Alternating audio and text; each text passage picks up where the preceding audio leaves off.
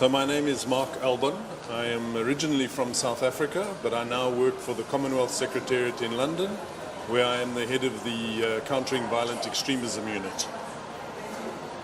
How do you feel about being here at this international conference? Well, I think coming to these kind of international conferences is a real privilege, because it gives me the opportunity to meet with young people who are enthusiastic about this topic and who are enthusiastic about working in their communities to try and put in place activities, measures and programs that will help people in those communities to be more resilient against the threat of violent extremism, and also to build a society which is founded more on peace and mutual respect. What should we know about hate speech from historical perspective, and about the main characteristics of hate speech?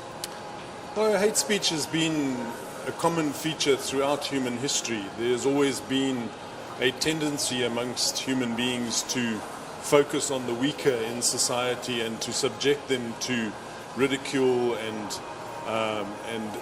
what we would today describe as hate speech. So I think that hate speech is one of those things. It's a contributing factor to violent extremism. Where hate speech exists and where people engage in hate speech, I think violent extremism is something which is naturally likely to follow. So it's important that we understand what hate speech is, we understand how it is employed, and who the victims of hate speech are, so that we can put in place the kinds of programs and activities and counter that hate speech with a more balanced and realistic view and approach to people in society.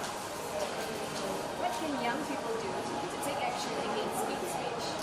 Well, I think the most important thing that young people can do is to recognize hate speech when they see it, and to speak out against hate speech whenever the opportunity arises. I think it's important to not allow hate speech to happen and to allow it to go unchallenged. I think it's important to point out to people when they are engaging in hate speech, and to ensure that they actually have a good counter to that kind of hateful discussion. I don't think it's helpful, I don't think it's constructive, and I think it makes it very difficult to have a dialogue in a community which is based on positivity and building something useful for the future. Does hate speech through social media contribute to violent extremism?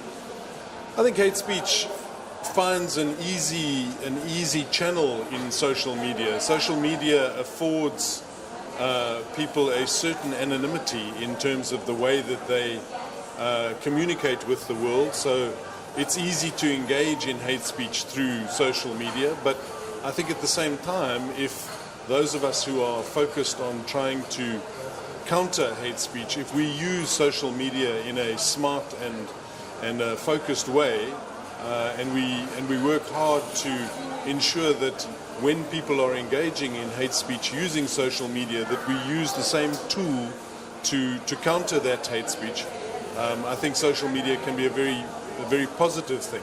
But it's we have to be on our guard. We have to make sure that we don't allow these tools, these very positive tools, to be used for negative outcomes. How can the Commonwealth Secretariat provide a platform to move forward with this international? Well, the Commonwealth is a community of nations, 53 countries around the world, which stretches from the Caribbean all the way to the Pacific Islands. There are 2.4 billion people who are citizens of Commonwealth countries. So I think the Commonwealth provides an excellent platform for these issues, the important issues of hate speech, violent extremism and so on, to be addressed, because there are many different views. In the Commonwealth we have almost every language, every religion, every culture. There is so much diversity in the Commonwealth that it offers us an opportunity to address these issues in a way which really, I think, is an exemplar to the way that the rest of the world would deal with it.